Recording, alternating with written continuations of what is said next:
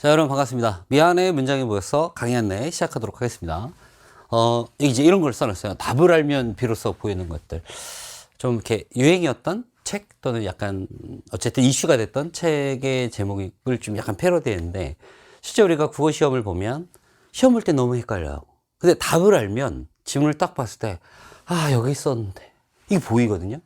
그러니까 답을 알면 보이는 것들이 답을 알기 전에 먼저 보인다면 얼마나 좋겠어요. 근데 사실은 봤어요, 그 문장을. 근데 둘 중에 하나입니다. 봤지만 까먹었거나 봤지만 제대로 읽지 못했거나. 이 미안해 문장이 보였으니 뭐 그런 거죠. 친구들한테 미안할 수도 있고 출제하시는 분한테 미안할 수도 있어요. 미안해요, 미안해 문장이 먼저 보였어. 약간 여기서 먼저는 답을 알기 전에 미리 먼저 고민할 때 보였어. 약간 이런 뜻입니다. 크게 두 가지 차원에서 필요가 있을 것 같은데요. 첫 번째는 지문을 읽을 때도 우리가 이 문장이 보였어에서 한 내용으로 지문을 읽었으면 좋겠고요. 두 개가 남아서 너무 헷갈리는 거예요. 저는 특히 이 순간 이 강의가 필요할 거라고 봅니다. 어떻게 생각하면 2번이고 또 달리 생각하면 4번이야. 이때 내가 뭘 결정할 거냐. 근데 대부분 학생들은 그 순간 생각을 해요. 자, 전체커리 때 말씀드렸죠. 생각은 공부할 때 하는 거고 시험은 눈으로 본다. 그럼 눈으로 봤을 때 머리가 그 문장을 정확하게 읽어내야 하는데 눈으로 봐도 또 대충 보는 거예요. 그래서 이 수업은 크게 두 가지. 글을 처음 읽을 때 두 개 남았을 때 우리가 어떻게 읽을 것이냐. 항상 학생들한테 뭐가 힘드냐 물어보면 국어는 두 개 남았을 때 이게 첫 번째고요. 이제 두 번째는 시간 문제를 들어요. 그럼 왜 그렇게 국어 문제 풀 때 시간이 오래 걸릴까? 지문이 길어서? 아니에요. 그건 아니에요. 왜냐하면 평가원 출제는 어떤 지문이 많이 길잖아요. 그럼 다른 지문을 상대적으로 짧게 해요. 그래서 전체적인 뭐 글자 수가 늘어나는 추세이긴 합니다만은 이게 막 뒤죽박죽은 아니에요. 그러니까 그런 걸 고려한다면 글자 수가 많아서가 아니에요. 제가 생각하는 시간이 부족한 이유는 느리게 읽어서도 아니에요. 느리게 읽는다면 그만큼 정확하게 읽었을 거라고 본다면 그럼 시간이 부족하지 않아요. 문제가 뭐냐? 느린데 정확하지도 않아서요. 그럼 시간이 필연적으로 부족해요. 그러니까 여러분한테 빨리 읽으라고 지금 강요하는 거 아닙니다. 빨리 읽어도 정확하지 않죠. 느리게 읽는 건 괜찮다. 대신에 느린 만큼 정확해야 된다는 거예요. 그리고 어떤 순간엔 필히 느리게 읽어야 된다. 그러니까 지금 제가 알려드리는 이 모든 것들이 모든 문장을 읽을 때 다 필요하지 않습니다. 어떤 문장 그냥 대충 보세요. 그러나 결정적인 순간 튀어나오는 문장들이 있어요. 그 문장은 조금 속도를 줄이고 정확성을 높여야 되는데 그 훈련 우리 안 하거든요. 그래서 다시 문장부터 시작하자 라고 말씀드리고 싶어요. 그리고 이 강의는 커리상은 앞부분에 배치가 되어 있지만 그러니까 예비 고3 학생들은 여기서부터 들으시면 돼요. 네, 자기가 중간에 뭐 6평을 봤더니 너무 글을 대충 읽는 것 같아. 9평을 봤더니 분명히 눈으로 봤는데 대충 읽어서 또 틀렸어. 그때 들으셔도 돼요. 편안하게 들으시면 됩니다. 자, 그러면 강의 안내 시작하도록 할게요. 이게 전체적인 이제 구성단인데요. 전체적인 지문이 있다면 그거보다 좀 작은 게 문단입니다. 문학 문제에 나오는 보기도 결국 문단에 해당하겠죠. 이 정도가 여기서부터 여기까지를 어떻게 할 거냐는 우리가 훈련도감에서 공부할 겁니다. 근데 이거를 아무리 해놔도 가서 제대로 안 읽으면 소용이 없잖아요. 그래서 이 문장이 보였으니 그보다 작은 차원인 문장 그리고 단어 차원의 공부라고 생각하시면 돼요. 교재는 두 권으로 구성되어 있습니다. 하나는 문장편, 하나는 어휘편인데 문장편은 필수고요. 강의로 진행이 되고요. 어휘편은 선택입니다. 강의 없습니다. 여러분이 혼자서 공부해야 되는 어휘들 그냥 모아놓은 책이에요. 그럼 강의 구성, 문장편 강의 구성 어떻게 되냐면 1-1 이 문장편의 목차를 보시면 그게 세 개의 파트. 물론 이제 파트 0도 있는데 그건 뭐 그렇게 중요할 거 하지 않고 그냥 약간 오프닝이니까. 파트 1은 문장 강화예요. 그래서 아까 말씀드렸던 문장을 읽어내는 전략 6개를 같이 공부할 겁니다. 그리고 이런 표현을 쓸 거예요. 필수 체크 표현이라고 해서 우리가 어떤 문장을 읽었을 때 반드시 체크해야 되는 표현이 있어요. 그게 뭔지 알려드리고 걔가 눈에 들어오게끔 반복 훈련을 같이 합시다. 아마 굉장히 낯선 공부가 될 가능성이 큽니다.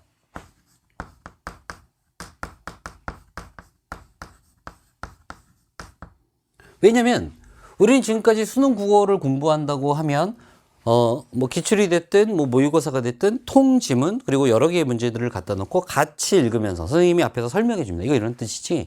여기서 이렇게 됐잖아. 저런 거야. 뭐 이런 걸 통해서 그래서 2번의 답이 4번인 이유는 여기 두 번째 문단 넷째 줄 요 말 때 우린 이렇게 공부하는데 저는 늘 의문이 들어요. 그렇게 공부해서 뭐가 달라지지?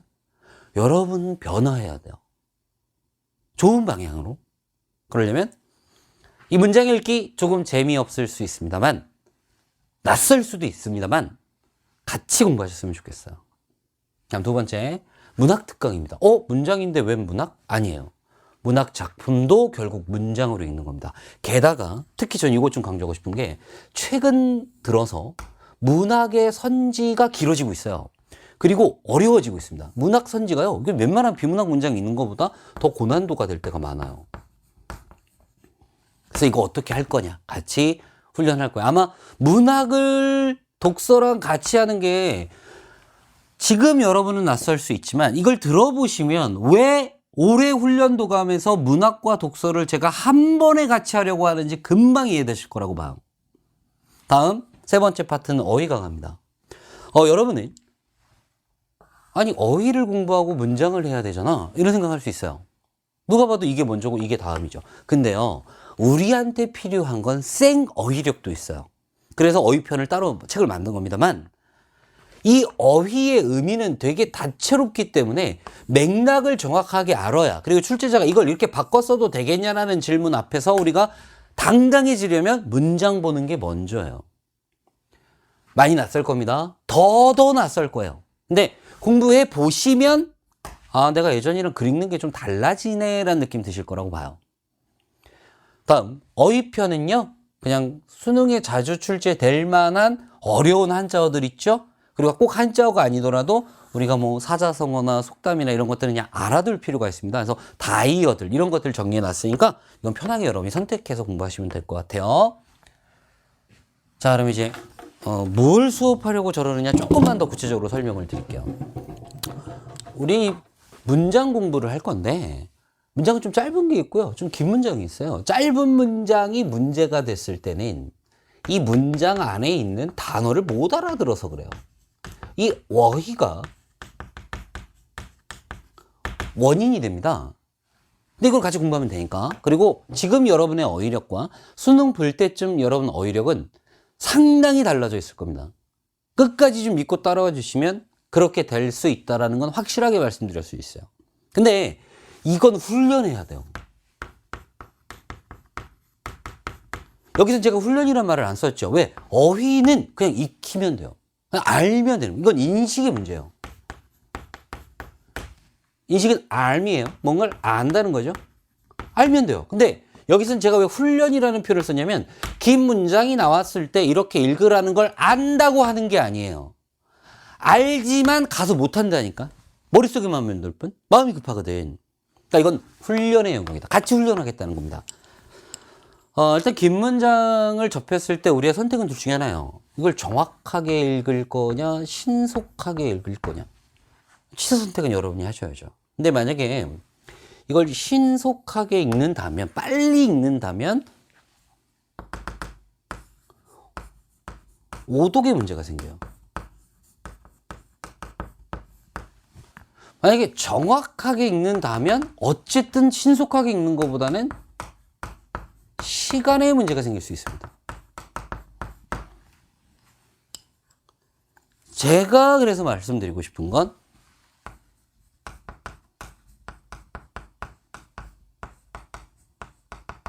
완급의 조절이에요. 완은 느린 겁니다. 그래서 느리게 가는 열차를 완행이라고 부르는 거고요. 급은 빠른 거죠. 빨리 가는 열차는 그래서 급행인 거예요. 그럼 언제 우리가 완행열차처럼 가야 될까? 언제 급행열차처럼 가야 될까? 이 내용은 훈련 도감에서 할게요. 근데 만약에 지금은 급행이 아니라 완행이야. 즉 시간의 문제와 오독의 문제는 완급 조절로 극복할 수 있어요. 자, 이젠 정확하게 읽을 필요가 있어. 2개 남았거든. 결정을 해야 되거든. 그럼 이제 시간을 좀 쓰더라도 느리게 읽더라도 확실하게 읽어내야 돼요. 이럴 때 이제 우리 이 미안해, 문장에 보였어에서 배웠던 문장 독해가 나오는 건데, 이게 핵심은 그거죠. 결국 문장은 주어와 서술어로 이루어져 있어요. 엥? 이게 솔루션이냐? 그 나도 한다. 이럴 수 있어요. 근데 주어와 서술어의 관계가 하나 정도 있을 땐 짧은 문장이에요. 그러면 어렵지가 않다고요. 어휘만 문제 안 된다면. 근데 긴 문장은요, 주어, 서술어가 여러 개가 들어갑니다. 이렇게 돼요. 주어, 그거의 서술어. 주어, 그거의 서술어. 여기서 끝날까요? 그럴 리가 없죠. 왜냐하면 이런 사이에 수식어들이 들어가요. 자, 이 부분은 나중에 엄매를 같이 선택한 학생들과 백문일답에서 공부할 때 더 자세히 얘기하겠지만, 하나의 문장 안엔 굉장히 많은 주어 서술어 관계가 있을 수 있고요. 심지어 생략돼 있을 수도 있어요. 그럼 이 문장을 여러분들이 급하게 읽었을 때 주술 관계를 어떻게 연결할 가능성이 있어요? 이렇게 연결할 가능성이 있는 거예요. 이 생략된 걸 모른 채. 그러니까 본인이 좀 글을 차분하게 읽는다면 본능적으로 주어 서술어를 매칭하려는 태도를 읽고 있어야 돼요. 본능적으로. 그럴 때 누가 우리를 방해할까? 수식어들이 방해합니다. 자, 첫 번째 장애물, 수식어. 두 번째 장애물, 생략된 성분들. 정말 복잡해져요. 그럼 이거를 우리가 뭘로 해결할 것이냐? 주술 관계를 정확하게 하고 연결 의미를 찾고 하여튼 등등등의 솔루션이 있다는 거예요. 그 6개를 같이 공부하겠다. 자, 그러면 예를 들어 볼게요. 이걸 하는 순간 이제 OT는 끝난 거야. OT야 수업이야 이럴 수 있는데, 이제부터는 수업입니다. 자, 미안해 문장이 보였어. 시작할게요. 자, 5개의 문장이 있습니다. 이 5개의 문장을 한번 읽어보시고 여러분 입장에서 제일 이질적인 문장을 하나 찾아보세요. 그냥 찍어도 돼요. 제일 이질적인 문장.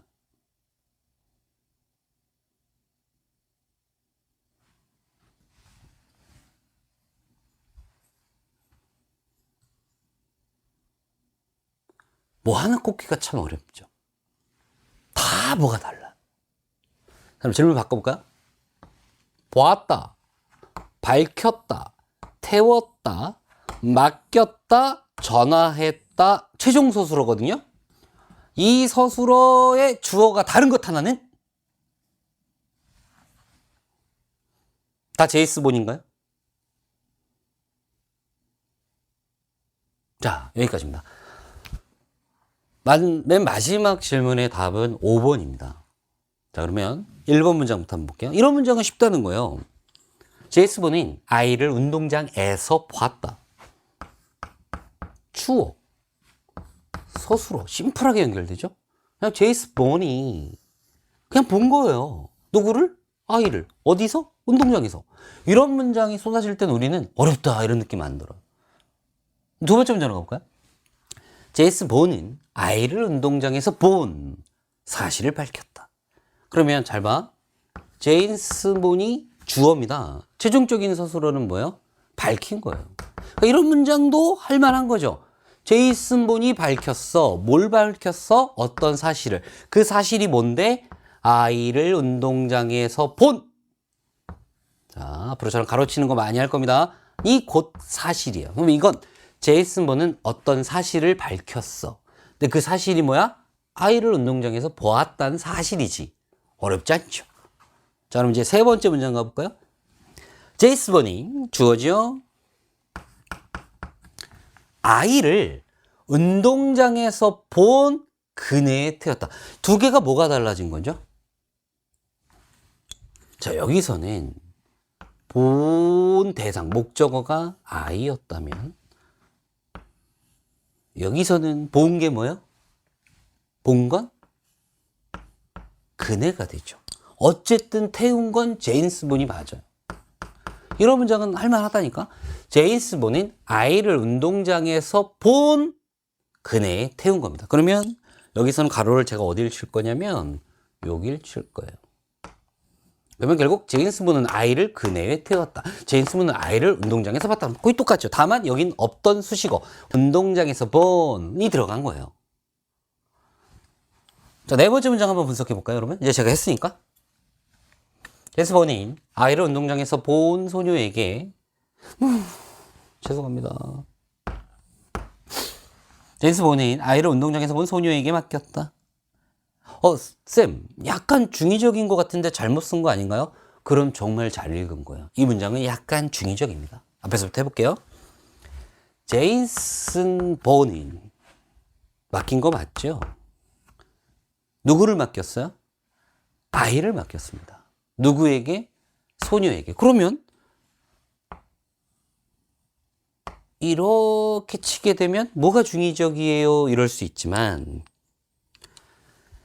문제는 요 본이죠, 본.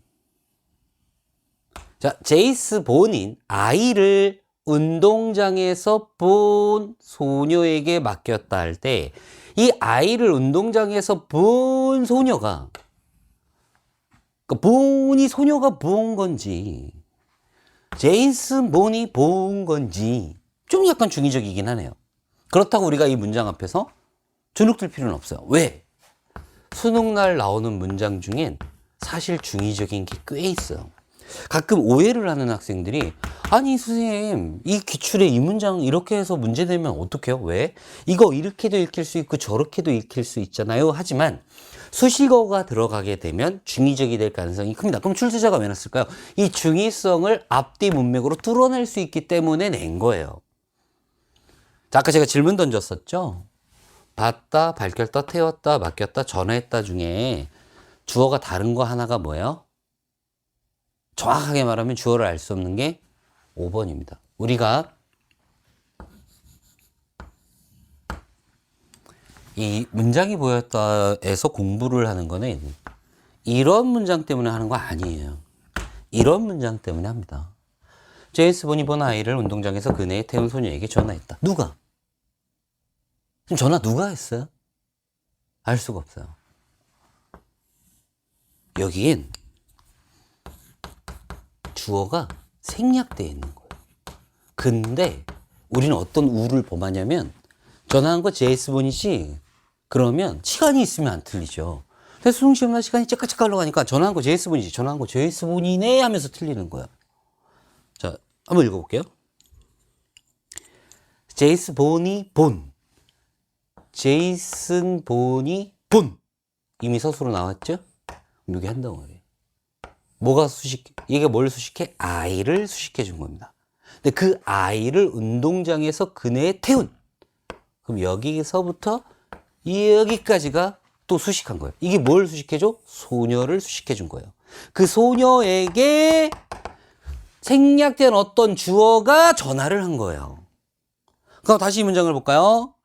소녀에게 전화했어. 누군진 몰라요. 전화를 누가 했는진 몰라요. 소녀에게 전화했지. 근데 그 소녀는 누구야? 아, 아이를 운동장에서 그네에 태운 소녀야. 그 아이는 누구야? 제임스 본이 본 그 아이야. 그럼 정리해 본다면 이 문장을 쓱 읽었을 때 우리 머릿속에 어떻게 들어와야 되냐?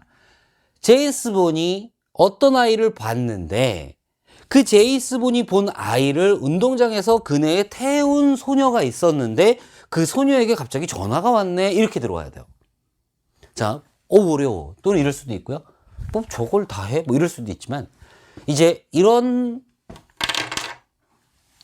거 말고 정말 평가원 시험 또는 학력평가 또는 리트미트 이런 데에서 나왔던 좀 어려운 수준의 문장들을 단계적으로 공부해 나갈 겁니다. 그러면 이런 문장 그냥 누르 쓱 읽으면 돼요.